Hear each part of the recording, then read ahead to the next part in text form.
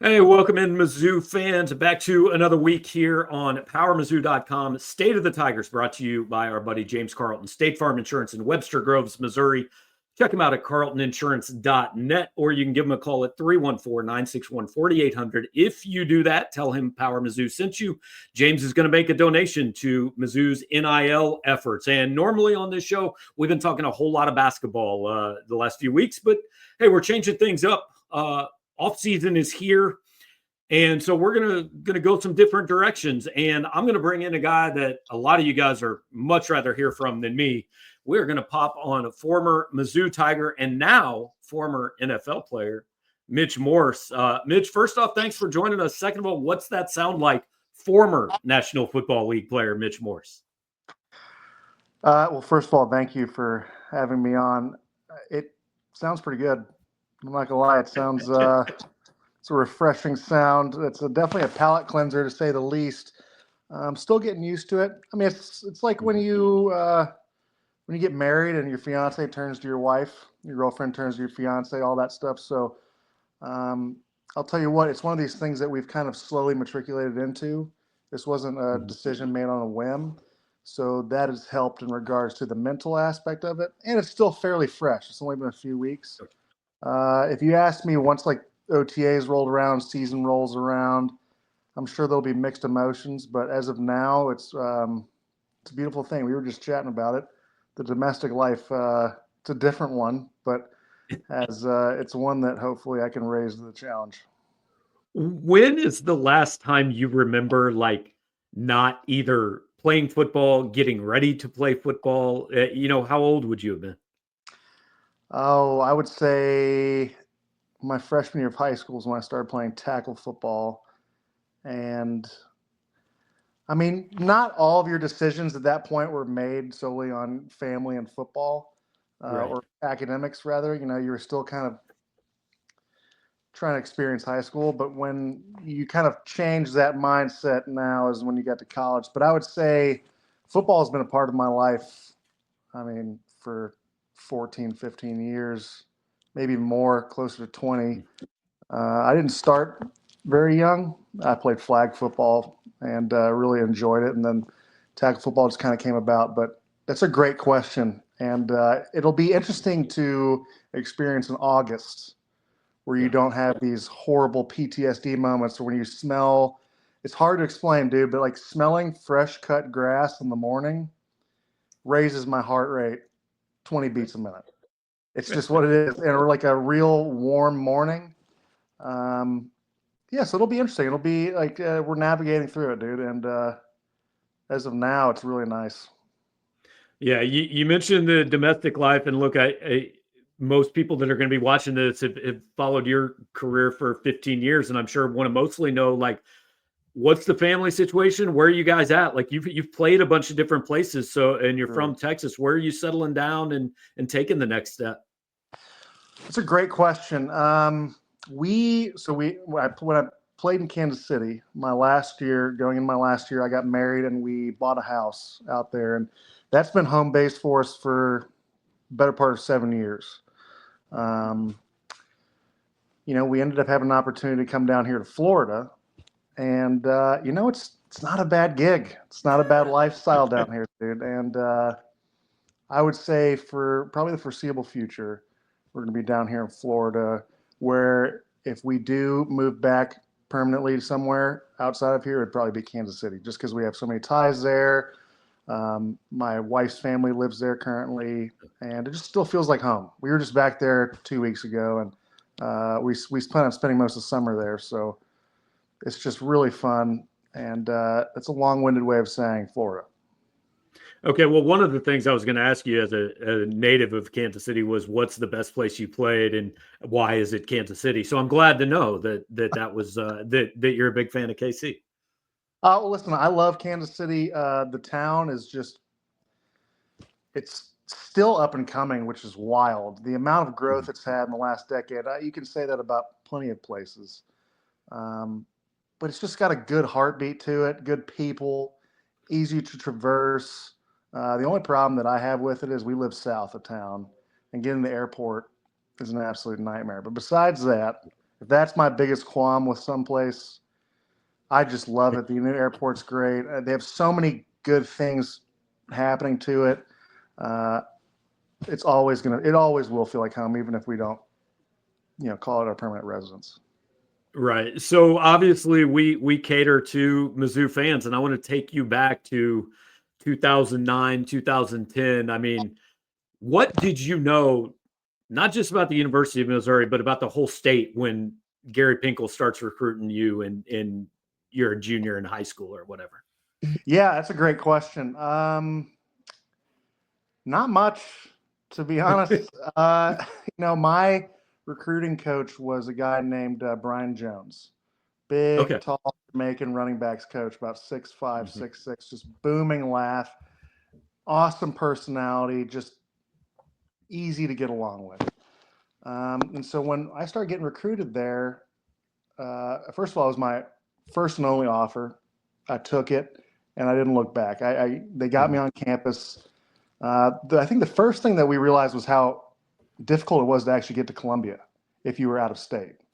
You had to fly into, easiest way to fly in was St. Louis just because the airport's a little bit Mhm. closer to Columbia. So fly in, the drive, and we just loved it. I mean, I had never been in a real college town because I grew up in Austin. We grew up huge Burnt Orange fans, like huge Texas Longhorn Mhm. fans, but there's so many other things going on.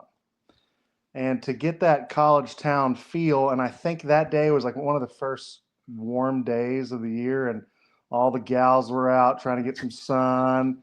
And that was for a 16, 17-year-old dude was pretty awesome. Uh, but the more you looked into it, the more you realized not only of the football aspect of it, like Coach Pinkel, they kind of cut his teeth, and the meat and potatoes of his whole thing was developing guys, right? Like getting Mhm. guys in there, and that definitely correlated with me because I still had a lot of growing to do as a football player. They just saw potential, which was great.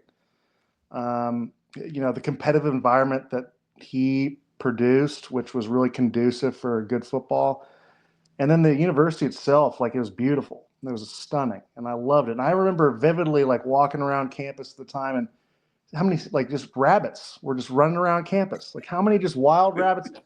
And I thought that was one of the most unique things. And I didn't know much about it before, but I couldn't believe more people didn't know about it after I had gone to visit because it was just such a beautiful time. And if I had to do it over again, I would 1,000% do the same thing because it was such a treat. And honestly, the reason why I'm here today. Do you ever have you ever thought about, like, obviously I've been covering recruiting for that whole time and a little bit before. I mean, how much different the process you went through is from what these kids Totally. are doing today? Totally. I think I can't imagine having that. I don't know if pressure is the right word, but I think it's the most apt word, right? Like there's so Mhm. many things that as an 18-year-old or 17-year-old, it's hard enough to navigate life in general. You're still figuring it out. You're barely getting hair on places that you're supposed to have hair on, and now you're having to discuss money. And to be honest, like the great thing about football is that it's a cultural melting pot of so many demographics, so many different guys, and growing up in different, you know, um, just different places. And Mhm. how can you not? I was very fortunate enough to not have to this money pressure, but that's a real conversation that it's a great opportunity to have, but it's a whole different dynamic. It's something that I think is good. I do think it's going to regulate itself out, and the problem is it's going to be at the expense of these young players. But no, dude, there's no chance. I mean, literally, I got a letter from the coach, all the coaches. I remember the Mizzou packet was cool because Coach Pinkel and the whole staff wrote me an individual note, and I thought that was really unique. And then getting up there and just the fact that they had thrown me an offer when I came from a real small school. And no, to answer your question, I don't know how these kids are doing it, and hopefully they have right people in the corner.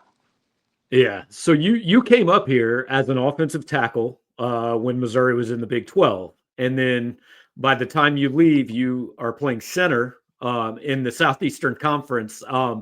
If I remember correctly, basically because it hit a point where Missouri just didn't have anybody that could snap the ball, and so you're like, yeah, I'll give it a shot. Is that more or less what happened?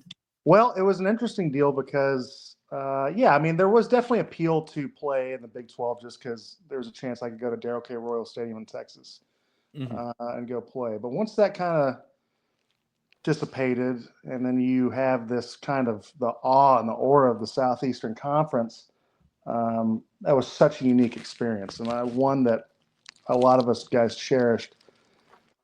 So they threw me in. They didn't throw me in, but I played center a little bit my redshirt freshman year, and then going into my sophomore year, and then just due to injury and stuff, they actually kicked me out to tackle. Mhm. So I played center my first few years, and I don't know, dude, I could not snap the ball to save my skin. I remember there was a South Carolina game we're playing in 2012 in South Carolina. We're getting spanked. I have like 4 bad snaps. And I remember a guy named David Nail, who's a country artist, Mhm. Mizzou grad. And I loved his music. And it was the first time I had seen on Twitter that you could put your name in to the thing. And it was The less than, search. Yeah. yeah, dude, tough scene. And, David's a huge fan, and we've had a great relationship since.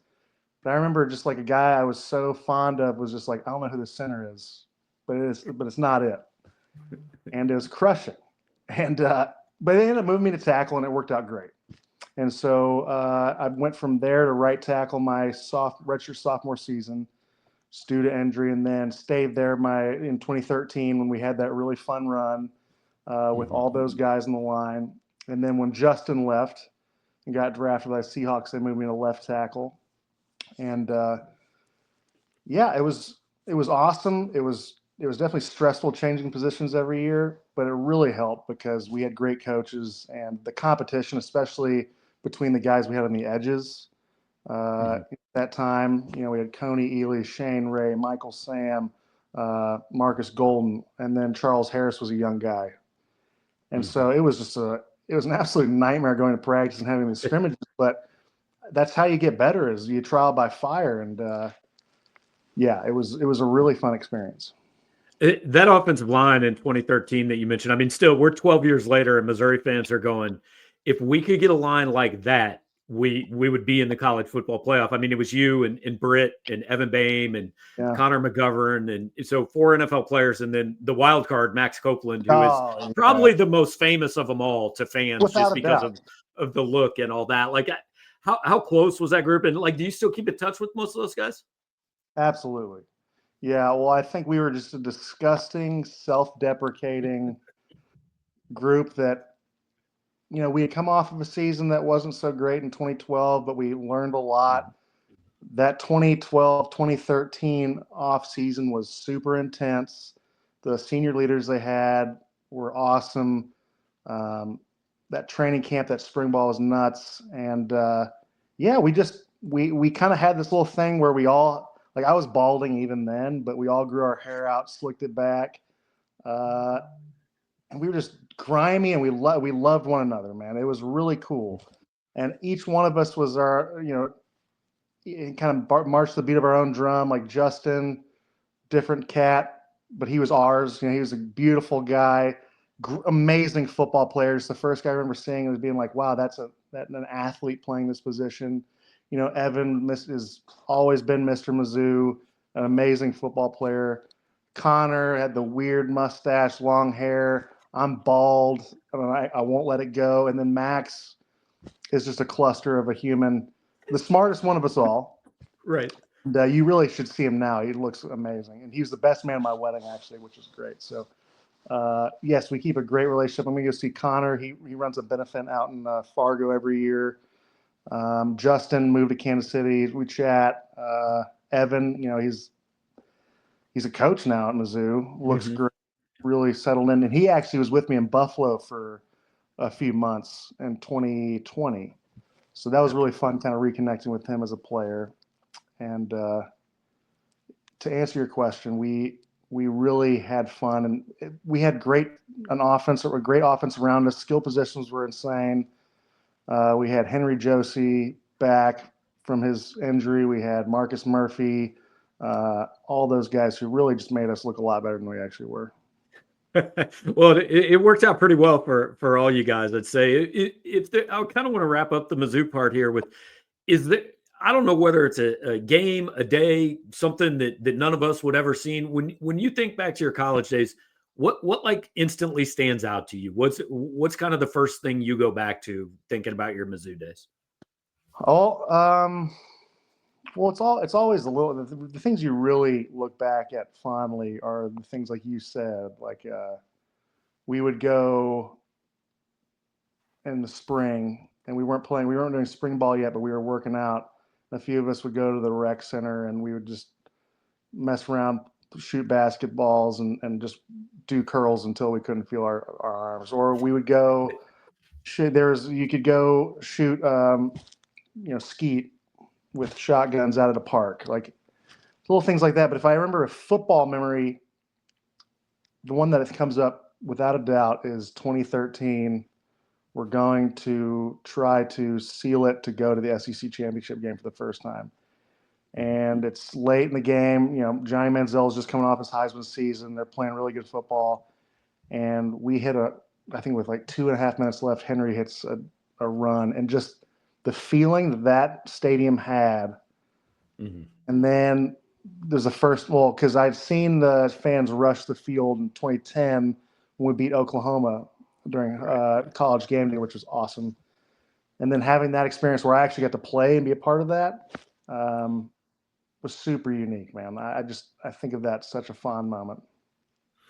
So what were your expectations going into the NFL draft? I mean, I remember there was a guy that played offensive line at Missouri named Colin Brown. I don't remember if you guys crossed paths or not, but I remember hearing the story that on Colin Brown's draft day, like he was at the grocery store because he had no expectations of hearing his name. I'm sure you expected to hear your name, but kind of making that transition, what were your expectations as you started an NFL career?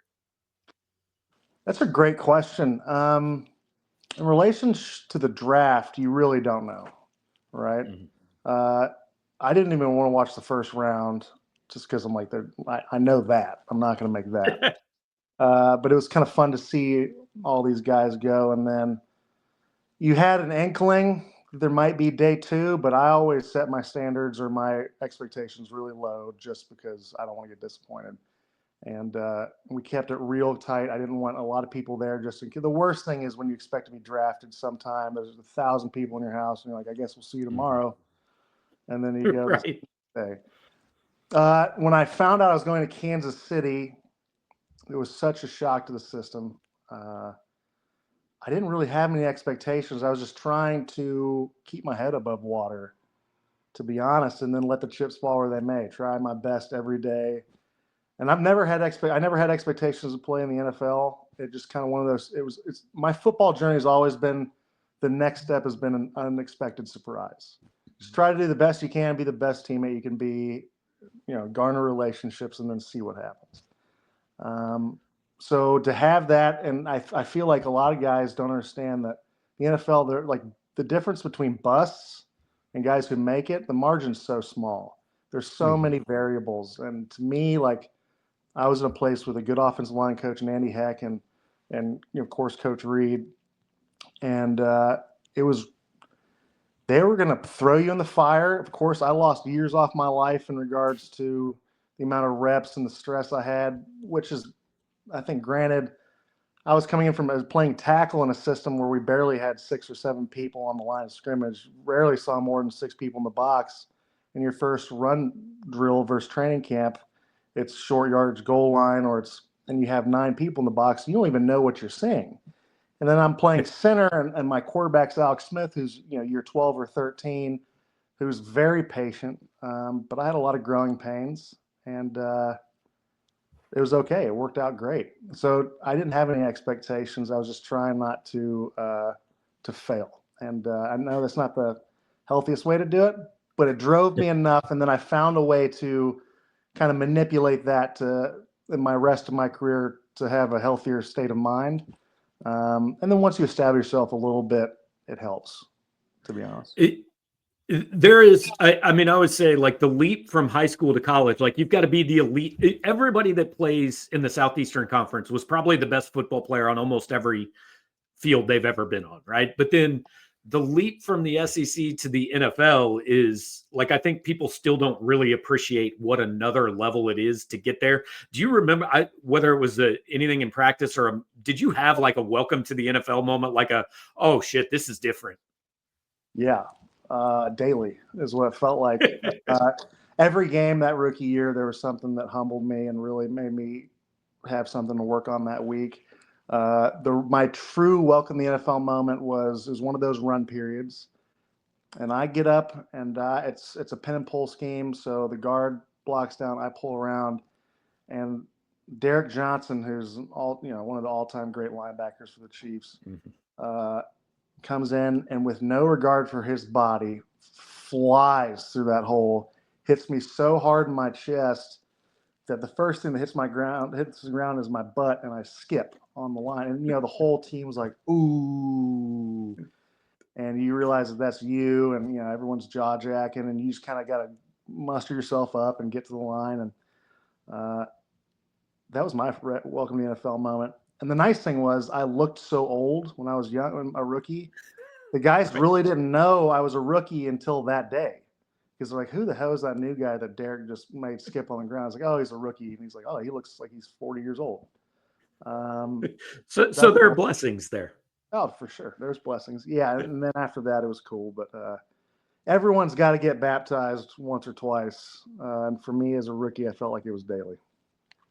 All right, I got to ask one selfish question as a lifelong Kansas City Chiefs fan who the day I decided I'm not allowed to have sports opinions is when I was pissed off that they took Patrick over Deshaun Watson.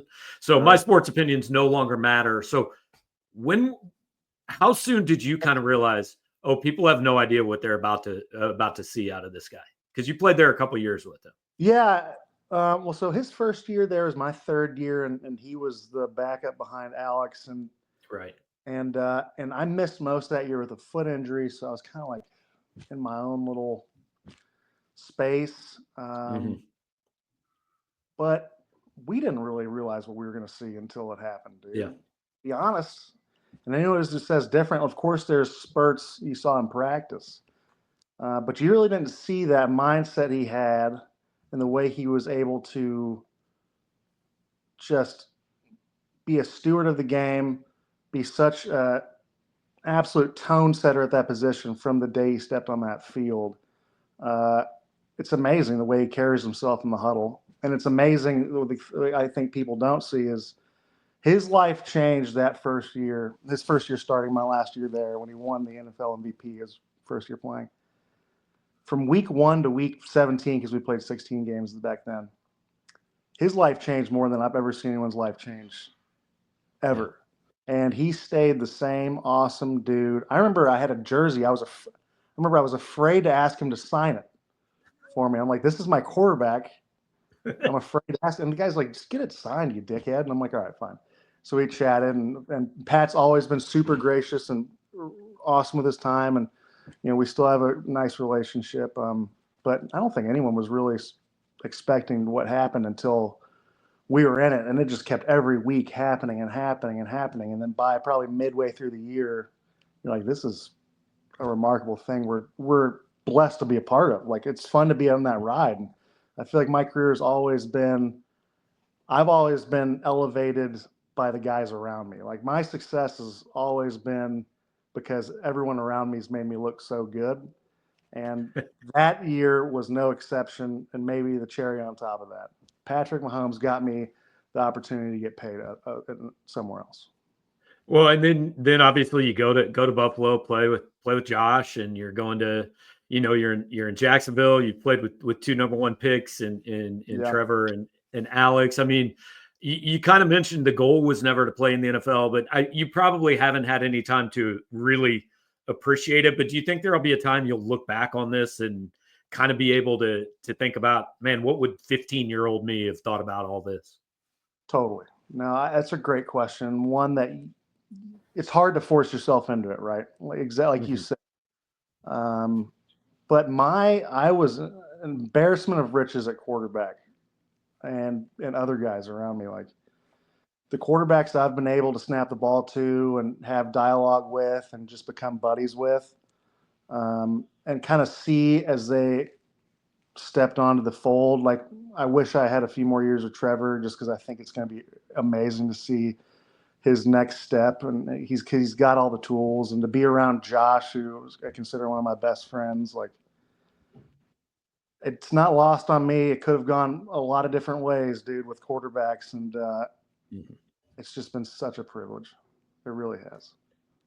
I got to ask you, because everybody knows, I mean, look, injuries are part of the NFL. And I know you dealt obviously with the concussion issue. First of all, like, how do you process that going through it? Right. And I know there were times where, like, people around Mizzou, like, they love watching you play, and also said, man, I want him to get out before it's a bigger problem. Like, what's that like, dealing with that? Yeah. Great question. And it's a fair question, right?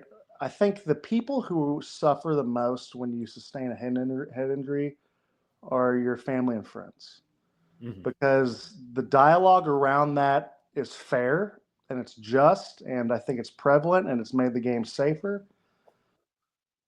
But the pressure is felt by your family a lot more than you, because sometimes you're still in the thralls of season. All right, this is another injury I just have to recover from. Of course, in its nature itself, is a very emotional injury, and something that, like, listen, everyone's got quote unquote crosses to bear in their football careers. Do I hate the fact that it was concussions? Fuck yes, dude. It sucks. But I also know that I had the privilege of being around the best medical professionals and people who have standards to put you out there when you were able to play your safest. And it's something I was also able to find ways to somewhat mitigate as much as you can. There's certain things you can't. So it was a growing. I learned through the process of suffering through those how to manage that. And it definitely wasn't the reason why I retired, but it's something that I'm not upset that I don't have to navigate anymore. And I think everyone is really happy about that around me. And I never.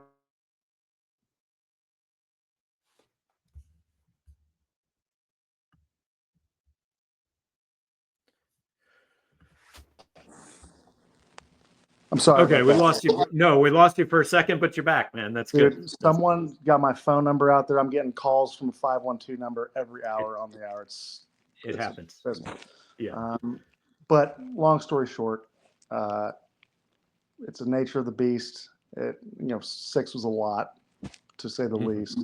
And of course, you felt the love, and you felt the folks around you who really cared about it. But like I was saying, I was surrounded by professionals whose job was to look out for me and not let me go out there unless I was completely safe. And all the scans in the world, you can have all that stuff. I wanted to make sure I was fully cleared before ever stepping back on the field, so that when you go out there, it's not in the back of your mind. Because when you do with any injury, listen, you're going to play hurt. It's part of the gig. But if you're starting to think about it, that's when stuff goes south, and certain things seem to find you, and it doesn't help in regards to guys around you either. So, all right, I got 2 more for you. You've been incredibly gracious with your time, and the first one's kind of related to that. I mean, I hit you up on Instagram. We have probably not talked in 10 years, and you're like, heck yeah, I'll do this for sure. Every team you've ever been on, like, I follow, I read all the media and stuff. Every team you've ever been on, if you ask the media who's one of your favorite guys to talk to, they're all like, man, I love talking to Mitch Morse. Like, how do you, like, so many people in sports are either hate to do this part of it or are so bad at it. Was this just always something you kind of enjoyed, the talking to reporters doing that part of it? well, I think I get a little more credit than I deserve in that department. The one thing I learned, and I kind of go back to that 2012 season. Dave Matter and I have a very good relationship now. I think he's a great reporter. And we've chatted about this, and I hold him no fault at all. Guys have to do their jobs, right? Reporters have jobs to do too. And I remember he asked me, are you as surprised as we are that you're still the starting center? And I was like, oh, that crushed me as a kid. but it was a fair and just question at the time. I wasn't performing to the standard for this thing. It was definitely a detriment to this team for playing. But I found that sometimes if you can stand in there and answer tough questions and put yourself out there and be the first one up after a loss or chat with folks when you don't want to, and you think about it as well thought out as you can, it helps people do their jobs. And questions after that tend to be a lot easier to answer because, listen, if you show love to folks who are reporting on you, and that's not the sole reason why you want to do it, right. but they're humans too. Like and you spend enough time with folks, you're in this together. They see you every day today. They can pick up on little nuances and stuff. And you got to have your finger on the pulse of that. Dave, I love you. You were doing your job, pal. I got nothing but love for you, buddy. But that was a great learning experience and one that I tried to carry with me throughout the rest of my career. So how closely do you still kind of follow the program, and how long has it been since you've been back to Columbia? Well, so I follow it as well as I can in season. To be honest, when you're playing ball, the last thing you want to do is watch any more football. I feel like I'll have a much more of an investment in time to be able to like actually relate to like who these players are. I know the coaching staff fairly well. Coach Drinkowitz has been nothing but awesome to me in my career. We've met a few times. I flew out after the Pro Bowl to go get a surgery on my elbow, and then my dad and I drove back. We drove through Columbia right after they had built the new facility. They were just finishing up on the new indoor. It's exciting. It really is. And just the amount of success this team has, the amount of pride they play with. The thing that I always hated was ex-players coming back and talking about foundations that they had laid out for this new team. It's bullshit. We all have our moment in the sun. We do our thing. But the great thing is these guys play for each other. They play for the logo. They play for their teammates. And you can tell when you turn on the tape. It's hard to see sometimes if you don't know it to the naked eye. But it's been so much fun. In fact, my family, or me and my wife and a few of our friends, my brother-in-law is a ex-Mizzou football player. One of my best friends didn't marry my wife's sister. One of my best friends, and he has a great gig at Kansas. He's the head football academic coordinator for Kansas. Of course, we give him a lot of shit for it. He takes it on the chin. He understands. But I think all of us are going to go to the Kansas game. And we're going to, of course, chirp my brother-in-law.